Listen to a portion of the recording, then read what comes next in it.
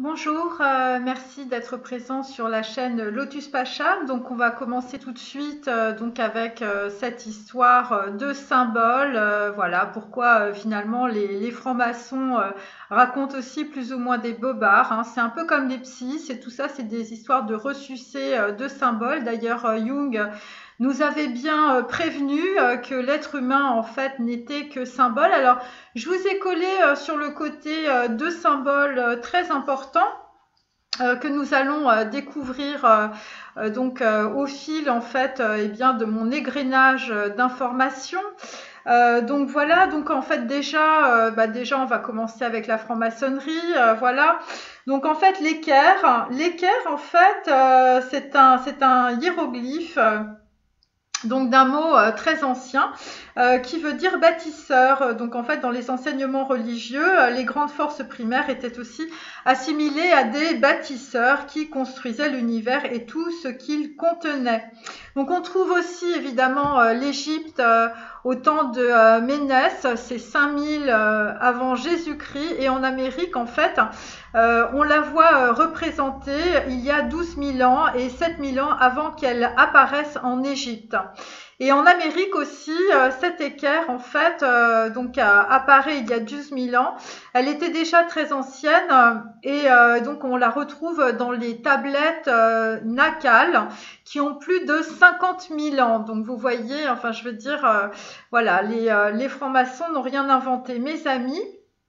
Et donc c'était un des symboles du dieu Ptah, le plus vieux des dieux égyptiens. Ptah avait beaucoup de titres, parmi lesquels eh bien le titre de bâtisseur.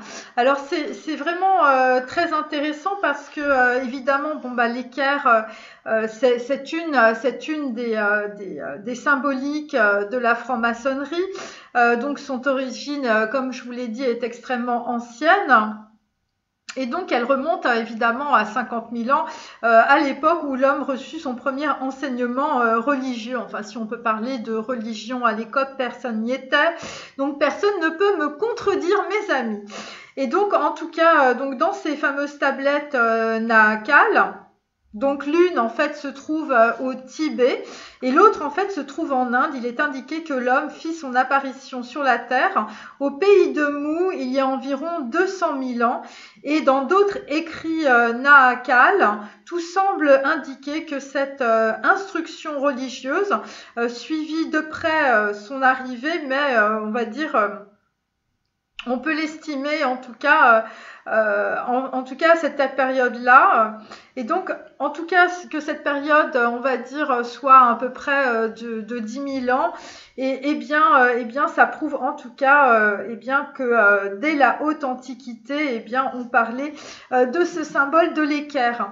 Alors, moi, je me suis intéressée aussi, donc ça c'est une petite aparté évidemment sur la franc-maçonnerie et les ignorants de notre siècle, de notre époque. Donc en fait, moi je me suis intéressée au triangle, évidemment, avec des figures centrales, hein, comme vous pouvez le voir on le trouve aussi dans l'étoile de Salomon, dans toutes les représentations en fait séphirotiques. Et donc en fait ce triangle avec des figures centrales aussi, c'est aussi le symbole de la franc-maçonnerie.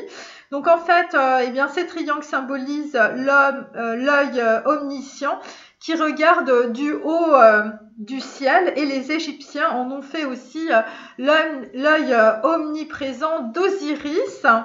Donc voilà, ces deux triangles entrelacés aussi que l'on trouve dans le sceau de Salomon à l'intérieur d'un cercle forme la figure centrale du diagramme cosmique de la mère patrie, hein, évidemment qu'on le retrouve aussi à cette époque-là, à cette époque donc de 200 000 ans. Et donc nous avons aussi le double triangle qui est très intéressant. Donc les deux triangles réunis par la base étaient l'ancien symbole de l'offrande. On le trouve souvent sur les autels de la loi et aussi dans les temples. Alors à côté de cela, évidemment, on a des variants, notamment le grand Y, tenant leur conception religieuse des Ouïghours. Leurs ancêtres du côté paternel, les Chinois, ont remplacé le triangle équilatéral par la figure Y. Au temps de Confucius, ils l'appelaient le grand terme, le grand uni, le grand Y. L'Y n'a ni corps ni forme. Tout ce qui possède un corps et une forme a été fait par celui qui n'a pas de forme. Le grand terme ou le grand uni est composé de 3. Un des 3 et 3 est 1. Donc voilà, donc ça on retrouve ça évidemment chez les Chinois voilà, en termes de symboles, si vous voulez, de l'unification ou de l'unité, et aussi chez Confucius. Alors on continue avec les plumes. Voilà, vous voyez, c'est un florilège de symboles. Et donc, en tout cas, donc les plumes, la plume a joué d'un rôle considérable, évidemment, dans le symbolisme.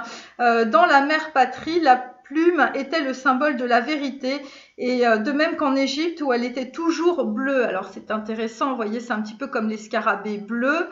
Donc, en fait, il y a toujours ce rapport, on va dire, à la mer, hein, donc à l'eau aussi. Donc, sauf dans les derniers temps de la civilisation égyptienne, une plume droite ornait toujours la couronne du roi ou la coiffure du grand prêtre. Dans la mère patrie, on utilisait, donc la mère patrie évidemment, c'est cette civilisation qui a vécu avant nous, hein, voilà, alors après on peut y mettre tout ce qu'on veut, mais en attendant, il y a des symboles et c'est gravé partout, hein, si vous voulez. Donc ça, on va pas évidemment vous le raconter, on va vous raconter des histoires de franc-maçonnerie, évidemment, c'est beaucoup plus facile, surtout pour les ignorants. Donc en fait, alors c'est intéressant, donc on utilisait aussi un panache de 3 plumes jaunes, et la plume d'autruche apparut plus tard en Égypte, sauf sur les têtes des anciens dieux qui conservaient la plume droite. Donc quand on voit, on va dire, des tireuses de tarot qui utilisent les plumes et tout ça, eh bien dites-vous bien que c'est vos mémoires ancestrales, c'est tout ça, ça remonte, hein, évidemment, hein, ou ça vous descend à travers les chakras, c'est vous qui voyez, et en tout cas c'est lié à tout un tas de symboliques, et à travers les siècles, tout le monde a utilisé évidemment la plume, les plumes, voilà, donc c'est assez intéressant. Alors après, on va passer au pilier, évidemment, parce que le pilier, c'est quelque chose d'assez remarquable, évidemment, puisque les piliers servant d'emblème sacré sont aussi de très grande origine. Et donc, en tout cas, eh bien, donc le temple, on érige le temple avec des piliers, évidemment, pour adorer une divinité sacrée. Donc, en fait, en tout cas, bon, évidemment, tout cela est, alors voilà, alors tout ça, c'est l'ouvrage de Niven, hein, N-I-V-E-N. Voilà, voilà, parce que c'est le livre en fait des cités enfouies du Mexique. Et donc en fait, on trouve l'entrée en fait d'un temple dans la tablette 50 de Niven. Et donc évidemment, cette tablette 50 est flanquée de 2 piliers. Et donc d'après l'écriture numérique qui les orne, elle symbolise les 4 forces sacrées. Alors c'est intéressant si vous voulez, parce que quand on regarde évidemment cet ouvrage de Niven, eh bien on se rend compte que les 4 forces sacrées, en fait, on les retrouve absolument partout, vraiment absolument partout, en Inde, en Chine, en Égypte, en Amérique du Sud. Et à tout niveau, on va dire, de la cosmogonie, et aussi évidemment chez nos amis les francs-maçons, qui sont les plus ignorants, évidemment, qui eux, ils arrivent en queue de peloton, hein, évidemment, c'est la queue de la comète, hein, si je puis dire. Alors évidemment, ces signes sont confirmés par l'hiéroglyphe au sommet, évidemment, de l'arche, avec la lettre hiératique H cette fois-ci, et donc le symbole alphabétique des quatre forces sacrées. Donc ce fameux pilier en fait qu'on retrouve dans la tablette 50 de Niven était séparé en 4 parties, chacune en forme de cube. Donc c'est intéressant parce qu'on va retrouver, on va dire, le cube un petit peu partout. Et ceci était couronné de symboles. Donc en fait sur le pilier gauche on voit un carré, l'ancien symbole de la force, et le pilier droit porte le hiéroglyphe signifiant l'achèvement, c'est-à-dire et donc qu'il est terminé. Alors c'est intéressant parce qu'on retrouve évidemment aussi cela dans toute la culture juive, évidemment, et notamment dans l'arbre kabbalistique. Donc évidemment, en tant qu'emblème sacré, ces piliers symbolisaient donc les 4 grandes forces primaires, comme je vous l'ai dit, les commandements du Créateur au commencement, et les 2 symboles couronnant ces piliers expliquent qu'en suivant les commandements du Créateur, l'univers connaîtra la force. Donc voilà, donc évidemment, alors moi je vous parle d'un truc, évidemment, c'était dans ces fameuses tablettes qu'on a retrouvées au Mexique. Et ce qui est intéressant, c'est qu'on retrouve ça, je vous dis, dans les cultures juives, on retrouve ça dans l'arbre kabbalistique, donc dans l'arbre de la Kabbale, enfin, et on retrouve ça évidemment dans toute la cosmogonie en fait égyptienne. Et après, on va dire, on va retrouver ça aussi chez Confucius, avec le Feng Shui, et aussi dans les dieux en fait des brahmanes. Voilà, Shiva, Krishna, tout ça c'est des symboles en fait. Hein. Et évidemment avec les gourous qui sont des avatars. Ok, enfin si, voilà. Donc en fait. Donc les Égyptiens, ce sont eux en fait qui vont imaginer les formes évidemment les plus complexes. C'est eux qui vont vraiment pousser, on va dire, le symbolisme à l'extrême. Donc pour en tout cas les piliers. Donc, mais en fait, on peut dire aussi que dans la mythologie en fait égyptienne, eh bien on a toujours ces 2 piliers qui sont à l'entrée d'un temple. Alors justement Niven il parle de l'Amenti, et donc en tout cas donc en fait on retrouve, on va dire, cette entrée de l'Amenti qu'on voit chez les Mexicains, on la retrouve chez les Égyptiens dans le papyrus Ani, qui provient du numéro 3 et du numéro 4 du livre des morts. Vous voyez, c'est très précis, enfin, je l'ai souligné. Bon, après les Égyptiens appelaient les piliers Tat, mais ils sont plus connus dans le monde sous la forme de totems.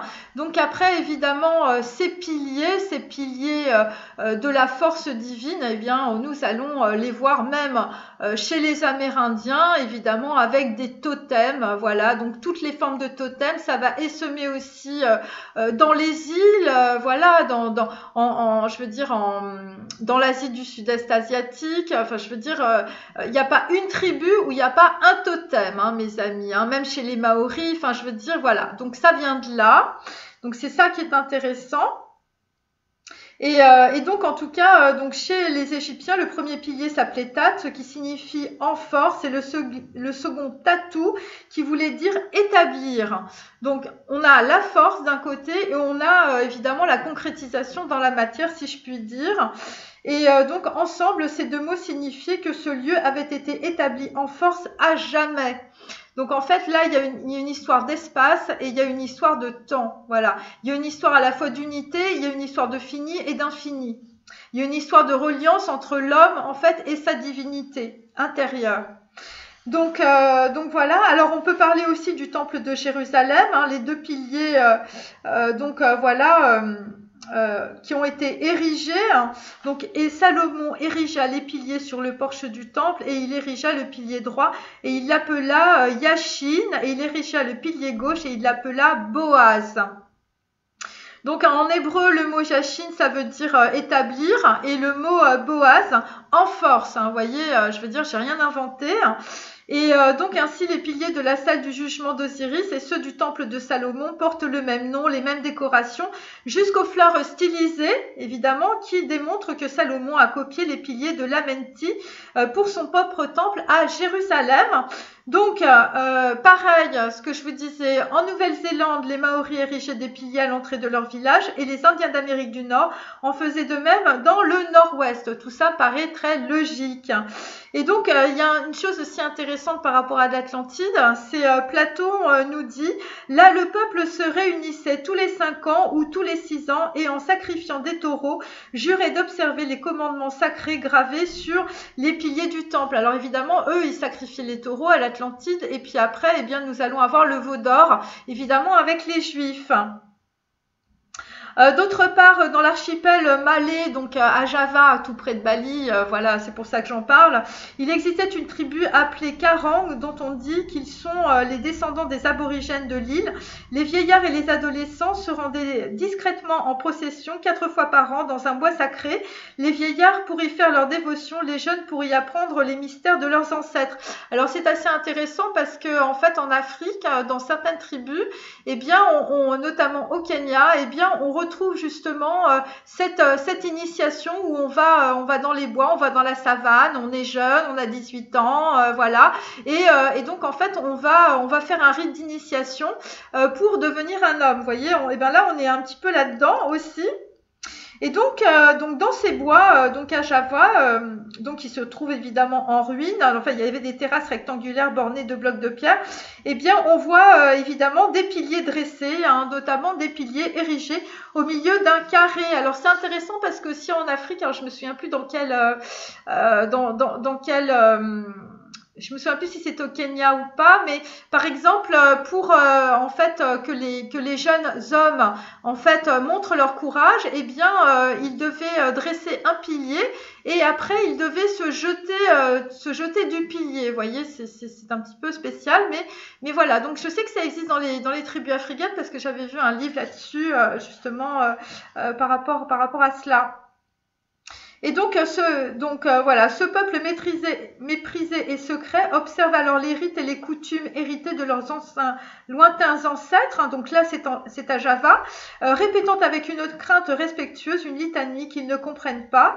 Mais cette litanie se retrouve dans le livre des morts. Donc vous voyez, donc en fait, tout est interconnecté au niveau culturel et au niveau symbolique, hein, comme nous le disait Jung, hein, bien sûr.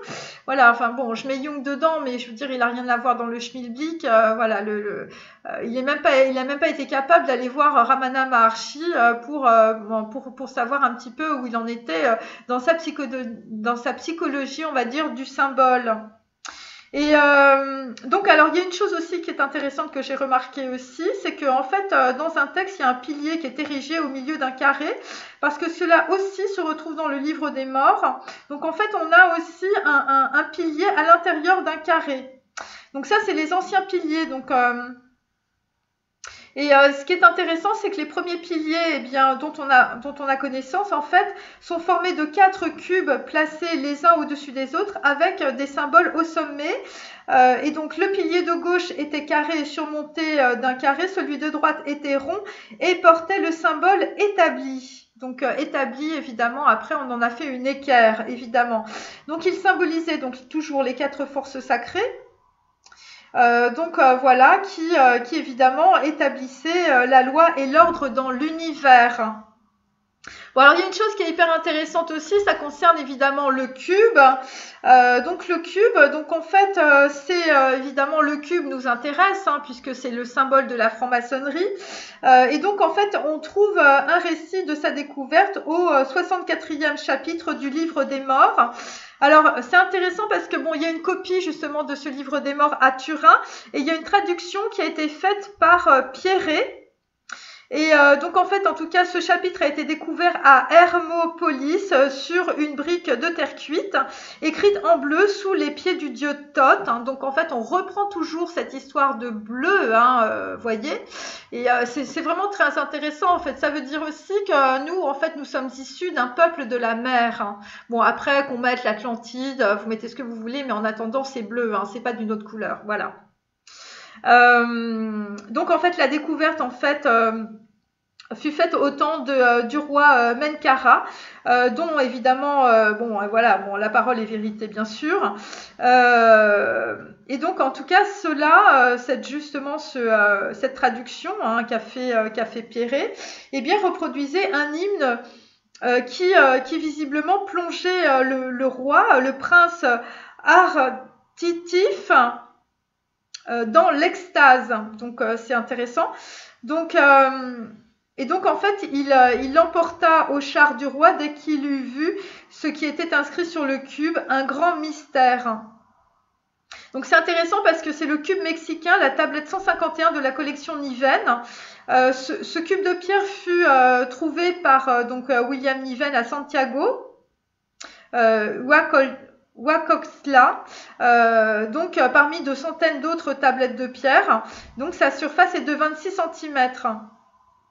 Donc c'est intéressant parce que Niven était un maître de la franc-maçonnerie. Et au sommet du cube, il y avait un symbole, la lettre hiératique H, quadruplée et entourée sur elle-même. Elle peut avoir donc deux significations, ou c'est un adjectif qui accentue, ou cela veut dire physiquement quadruplé. Donc comme on est dans les forces, les quatre forces primaires qu'on a retrouvées justement, et donc, en tout cas, apparemment, en fait, ces quatre forces, en fait, ça concerne les écrits Nahakal qui ont joué un rôle primordial, visiblement, dans l'établissement de la religion, on va dire, de l'homme. En fait, quand on lit ça, moi, bon, après, j'ai ma poule sur la tête, hein, je peux dire ce que je veux, ok. Quand on lit ça, en fait, on comprend, si vous voulez, que cette théologie qui est très ancienne, en fait, a donné les fondements et les influences à toutes les idéologies actuelles. C'est ça qui est intéressant de comprendre, évidemment. Alors, il y a aussi, alors justement, ce qui est intéressant, c'est quand on commence à s'intéresser justement à ces quatre forces, évidemment, donc qu'on en a retrouvé sur ces tablettes mexicaines de Niven. On comprend, si vous voulez, tous les types de représentations en fait du pouvoir du créateur et des symboles en fait qui sont associés, on va dire, à des symboles divins. Et donc il faut comprendre quand même que le premier symbole des quatre, on va dire, pouvoirs sacrés, des quatre lois, des quatre forces, en fait, on retrouve ça dans les écrits Nahakal il y a 70 000 ans, vous voyez, donc c'est quand même pas, enfin c'est même pas 2000 ans, on n'est pas avec Jésus là, hein, je veux dire, vous voyez. Et donc le premier symbole, en fait, c'est une croix. C'est une croix. Alors, c'est intéressant parce qu'évidemment, c'est une croix avec, on va dire, un mouvement. Alors, donc vous faites une croix, vous dessinez une croix et puis vous faites un mouvement, ok? Et donc, en fait, donc après la croix, en fait, elle devient une croix avec un rond dedans. Après, on a la svastika. Après, on a une croix de Malte. Et après, on a un cercle ailé. Donc en fait, voilà. Alors, je vous ai mis le truc là sur le côté. Toutes ces croix symbolisent évidemment les quatre forces sacrées, ok. Et donc en fait, ces quatre forces, en fait, elles sont aussi symboles des 7 grands commandements de la création. Voilà, c'est-à-dire qu'en fait, les 4 forces sacrées exécutent en même temps les 7 commandements ou les 7 voies. Bon, ok. En fait, parce qu'en fait, après, ça s'est perdu, hein, où en fait, voilà, les archéologues, ils ont peut-être raconté des salades, ou voilà, où ils ont perdu un peu le fil, où ils étaient tous francs-maçons, enfin, c'est comme on veut. Et donc, en tout cas, l'ancienne conception, c'était au commencement, le chaos régnait sur l'univers, qui était prolongé dans les ténèbres et le silence. Puis le Créateur, désirant créer des mondes, commanda à ces 4 grandes forces d'établir la loi et l'ordre dans l'univers, afin que les créations puissent se faire. Donc ça a été traduit, hein, évidemment des tablettes, hein, ok. Donc ça a été directement traduit des tablettes Nahakal, hein, c'est-à-dire les écritures sacrées. Donc apparemment, tous les anciens peuples ont donné des noms différents aux 4 sacrés, hein, aux 4 forces sacrées, selon leur langue. Donc certains leur ont donné plusieurs, on les appelle les 4 sacrés, les 4 grandes, les 4 puissances, les 4 forces, les 4 grands rois, les 4 grands Maharajas, les 4 grands bâtisseurs, les 4 grands architectes, les 4 grands géomètres, etc. Un peu plus tard, on les a appelés les 4 grands piliers de l'univers, les 4 génies. et plus tard encore les Achampa chez les Matzéens, les Élohim et les Séraphins chez les Hébreux, les Rabiri et les Titons dans la théogonie d'Hésiode, et aujourd'hui elles sont devenues les archanges des chrétiens et des mahométans.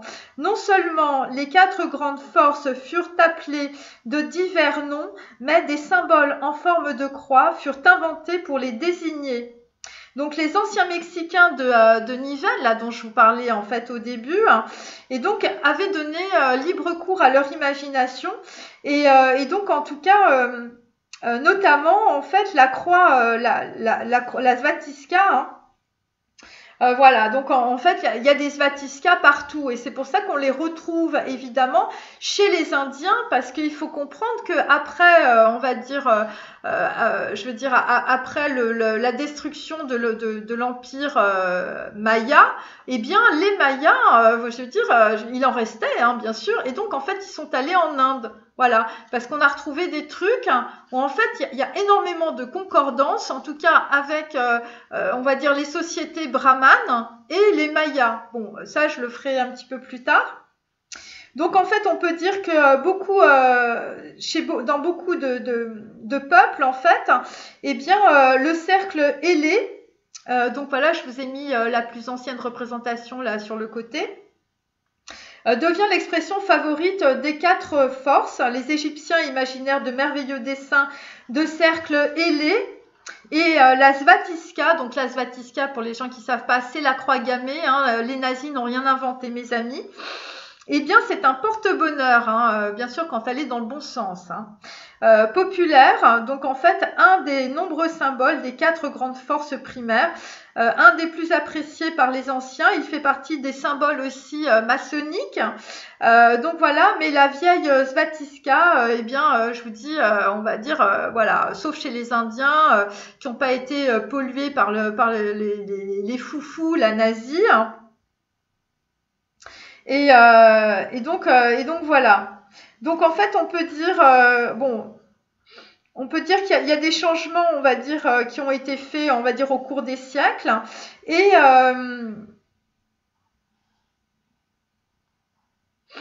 Et donc là, le cercle ailé que je vous ai mis sur le côté, donc à aile de papillon que vous voyez, eh bien, ça vient de cette fameuse tablette mexicaine de Nivelles, hein, numéro 66, hein, mes amis. Le plus ancien cercle ailé connu, sans doute l'ancêtre de tous les cercles ailés qu'on n'ait jamais représentés jusqu'à notre ère. Voilà, puisque ce cercle ailé que je vous ai mis, eh bien, remonte à plus de 10 000 ans avant Jésus-Christ. Donc voilà, je vous dis, les francs-maçons, tous les gens qui vous parlent de Jésus, des anges et tout ça, eh bien, tout ça, eh bien, vient d'une seule et même cosmogonie qui a plus de 10 000 ans. Voilà, je vous remercie, à bientôt. Au revoir.